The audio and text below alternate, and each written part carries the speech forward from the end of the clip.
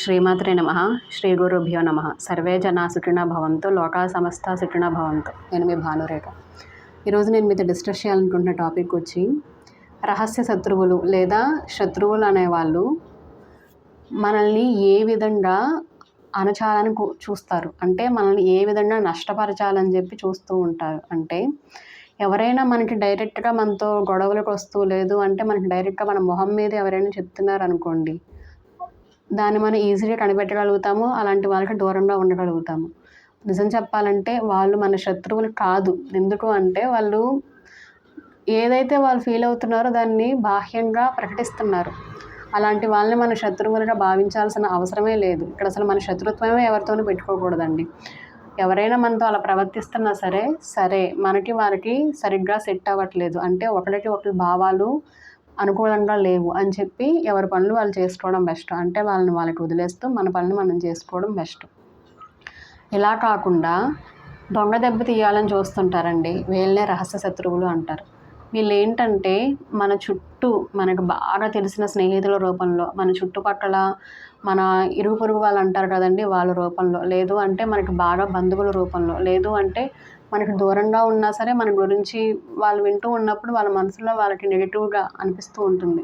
మొత్తానికి ఏదో ఒక రకంగా మనం అంటే ఇష్టం లేదు, మన ఎదుగుదల అంటే వాళ్ళకి ఇష్టం లేదు. అలాంటప్పుడు దూరంగా ఉన్న వాళ్ళ వలన మనకు అంత ప్రభావం ఉండదండి. వాళ్ళు ఏమైనా అనుకున్నా, ఏమైనా చేస్తూ ఉన్నా సరే మనం మంచిగా వెళ్తున్నాం కాబట్టి మనకి ఎటువంటి ప్రభావం ఉండదు. కానీ మన చుట్టూ ఉన్న వాళ్ళు, మనకు బాగా దగ్గరలో ఉన్న వాళ్ళు మనతో చాలా తీయగా మాట్లాడుతూ, మన గురించి చాలా మంచిగా మాట్లాడుతున్నట్లుగా మన ముందు ఉంటూ, మనం అంటే ప్రాణం ఇచ్చేస్తారా అన్నట్లుగా కూడా కొంతమంది ఉంటారండి. అలాంటి వాళ్ళ మీద అసలు మనం కొంచెం కూడా నెగిటివ్గా ఆలోచించడానికి అసలు ఇష్టపడం. అంతలాగా పైకి ఉంటారు. నిజంగా అలా ఉంటారా అంటే ఉండేవాళ్ళు ఉంటారు. కానీ చాలామంది అలా పైకి నటిస్తూ లోపల ఎప్పుడు వీళ్ళకి పతనం, వీళ్ళు ఎప్పుడు మనకి దొరుకుతారు అని చెప్పి ఎదురు చూస్తూ ఉంటారండి.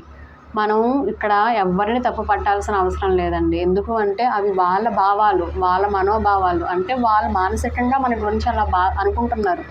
అది వాళ్ళ ఇష్టం అండి. మనం ఇక్కడ ఎప్పుడూ తీసుకోవాల్సిన జాగ్రత్త ఏంటి అంటే మనం మన విషయాలని, అంటే మనకి ఎంత బాగా దగ్గర వాళ్ళైనా సరే మన బలాలు కానీ మన బలహీనతలు కానీ, లేదు అంటే మనకు సంబంధించిన ఏ విషయాలైనా సరే సాధ్యమైనంత వరకు చెప్పకూడదు. చాలామంది ఏం చేస్తారు అంటే బాగా సంపాదిస్తున్నాం కదా గొప్పకని చెప్పి చాలామంది దాన్ని బాహ్యంగా ప్రకటిస్తూ ఉంటారండి. చాలా వరకు ఇదే నష్టపోతూ ఉంటారు. ఎందుకు అంటే తెలియకుండానే ఎదుటి వ్యక్తుల్లో వాళ్ళకి ఒక రకమైన అసంతృప్తి అనేది కనబడడం వలన ఏదైతే ఆ నెగిటివిటీ ఉందో అది మన మీద కూడా ప్రభావం చూపిస్తూ ఉంటుంది.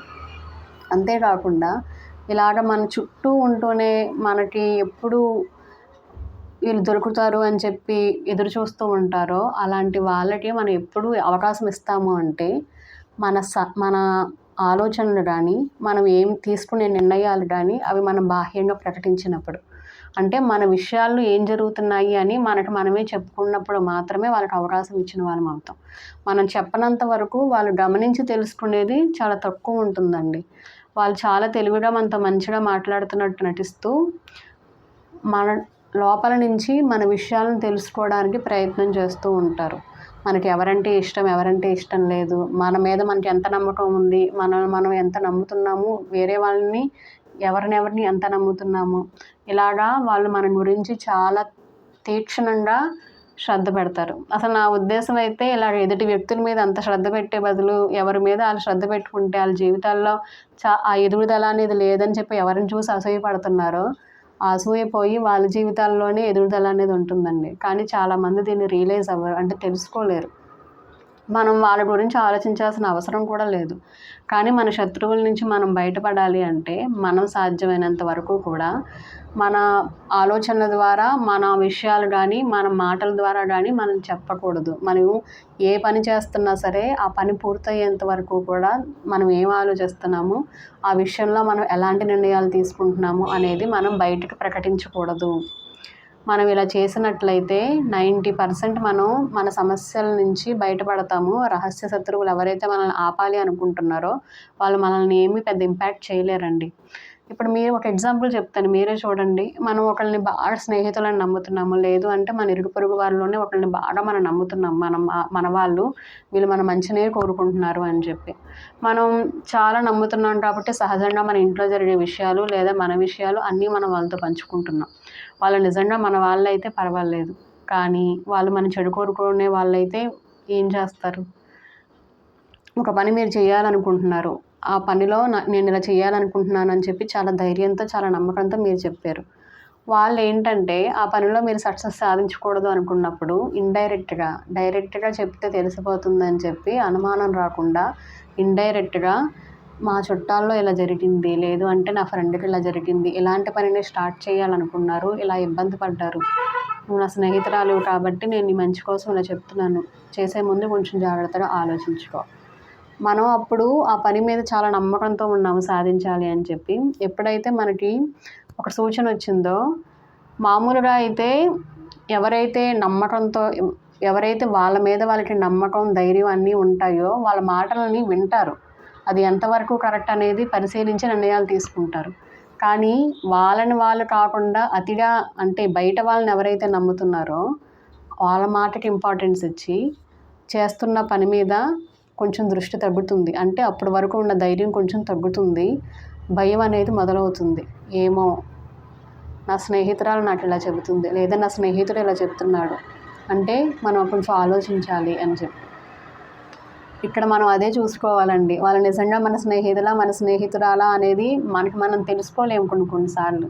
అలా అని మనం ఎవరిని తప్పు పట్టలేము. అందుకని చెప్పే మనం ఎప్పుడూ కూడా ఏ నిర్ణయాన్ని కూడా బయటకు చెప్పకూడదు. మనకు మనమే ప్రశాంతంగా మన లోపల మనం టైం కేటాయించుకోవాలండి. అందుకనే మనకి మనం ఆలోచించుకొని నిర్ణయాలు అనేవి తీసుకుంటూ ఉండాలి. మనం ఇలాంటి శత్రువుల నుంచి బయటపడాలి అనుకుంటే, శత్రువులు అంటే పెద్దగా ఒకప్పుడు అంటే ఏవో యుద్ధాలు, రాజ్యాలు ఇలా వచ్చి ధైర్యంగా చేసేవాళ్ళు, యుద్ధాలు చేసేవాళ్ళు, రాజ్యాలను ఆక్రమించుకునేవాళ్ళు. రహస్యంగా కూడా అప్పట్లో కూడా రాజుల కాలంలో కూడా ఇలాగే వాళ్ళకే ఏవో ఉంటూ ఉండేవండి. అవన్నీ మనకి ఇప్పుడు అనవసరం. కానీ ఈ రోజుల్లో శత్రువులు అనే వాళ్ళు డైరెక్ట్గా ఎవరు అటాక్ చేయట్లేదండి. వాళ్ళు ఎవరు బయటపడట్లేదు. చాలా వరకు ఏం చేస్తున్నారు అంటే చాలా మంచిగానే ఉంటున్నారు. ఎవరి పనులు వాళ్ళు చేసుకుంటున్నట్లుగానే పైకి కనిపిస్తున్నారు. కానీ వాళ్ళ దృష్టి ఎప్పుడూ కూడా వాళ్ళకంటే మన మీదే, వాళ్ళు ఎదగాలి అన్న ఆలోచనల కంటే కూడా మనల్ని అలా ఆపాలి అనే ఉద్దేశంతోనే మనం ఎదుగుతూ ఉంటే చూసి ఓర్వలేక ఇలాంటి వాటి రూపంలోనే చాలా ఇబ్బంది పెడుతూ ఉంటాయండి. మనం అలాంటి పనులు చేయకుండా మనల్ని మనం జాగ్రత్త పరుచుకోవాలండి. రెండో విషయము, అలా మన చుట్టూ జరుగుతూ ఉన్నప్పుడు వాటిని మనం పట్టించుకోకూడదు అంటే గమనించాలి, కానీ వాటికి ఇంపార్టెన్స్ ఇవ్వకూడదు. ఎందుకు అంటే మనం వాటికి ఇంపార్టెన్స్ ఇచ్చాము అంటే మనం తెలియకుండానే ఆ ట్రాప్లో పడిపోతున్నాము అని అర్థం. వాళ్ళు కోరుకుంది అదే. మనలో ఉన్న ధైర్యం పోవాలి, మన మీద మనకి నమ్మకం పోవాలి. మనం మన గురించి కాకుండా వేరే వారి గురించి ఆలోచించడం కావాలి. మనం అదే చేస్తున్నాము తెలుసో తెలియకో. కాబట్టి రహస్య శత్రువులు అనేవాళ్ళు డైరెక్ట్గా బయటపడరు. చాలా మంచిగానే మాట్లాడతారు. ఏది చెప్పినా కూడా డైరెక్ట్గా చెప్పరండి. చాలా ఇండైరెక్ట్గా, చాలా సహజంగా జరుగుతున్నాయి అన్నట్లుగా క్రియేట్ చేస్తూ ఉంటారు పరిస్థితులు అనేవి. ఎందుకు అంటే అదేనండి, మనకి కాలం కలిసి రానప్పుడే ఇలాంటివి జరుగుతూ ఉంటాయి. అలా అని ఎప్పుడూ ఇలాంటి వాళ్ళు ఉంటారు. అలా అని మనకి ఎప్పుడు కాలం కలిసి రావట్లేదా అంటే కాదు. మనం ఎప్పుడైతే స్టేబుల్గా ఉంటామో, మనం చేసే పనుల మీద మనకి ఎప్పుడైతే ఒక నమ్మకం అనేది ఉంటుందో, మనం తీసుకునే నిర్ణయాల మీద మనకు నమ్మకం, మన ధైర్యం ఎప్పుడైతే ఉంటుందో, అప్పుడు మన చుట్టూ ఎంతమంది ఉన్నా, ఎలాంటి వాళ్ళు ఉన్నా, ఏం జరుగుతూ ఉన్నా మనం సేఫ్గా తప్పించుకోగలము. మన పరిస్థితులను మనం మంచిగా రాణించుకోగలము. మనం అనుకున్న లక్ష్యాన్ని సాధించుకోగలము. మనల్ని ఎవరైతే ఆపాలి అనుకుంటున్నారో వాళ్ళు ఆపలేరు. రహస్య శత్రువులుగా ఉన్నవాళ్ళు రహస్య శత్రువుల్లాగానే ఉండిపోతారు. అంటే వాళ్ళు ఎప్పటికీ బయటపడినా పడకపోయినా మన మీద అయితే వాళ్ళు ఏమీ ఇంపాక్ట్ చూపించలేరు. మనం అవకాశం ఇవ్వకూడదండి. ఫస్ట్ అవకాశం అనేది వాళ్ళకి ఇవ్వకూడదు. ఎలా ఇవ్వకూడదు అంటే మన విషయాలు బయటకు చెప్పకూడదు. మనలో ఉన్న బలాలు కానీ బలహీనతలు కానీ అస్సలు చెప్పకూడదు. రెండో విషయం ఏంటి అంటే మనం తీసుకునే నిర్ణయాలు ఏవైతే ఉంటాయో, మనం ఏ పని స్టార్ట్ చేస్తున్నా సరే దాని గురించి ఎట్టి పరిస్థితుల్లోనూ కూడా పని పూర్తయ్యేంత వరకు వాళ్ళకి చెప్పకూడదు. ఇలాగా సాధ్యమైనంత వరకు గుప్తంగా ఉంటూ మన పనులు మనం చేసుకుంటూ వెళ్ళిపోతే మనల్ని ఎవ్వరూ ఏమీ చేయలేరు.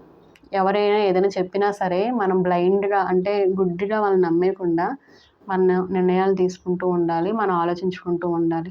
ఇక్కడ మనం నమ్మాల్సింది ఫస్ట్ మనం.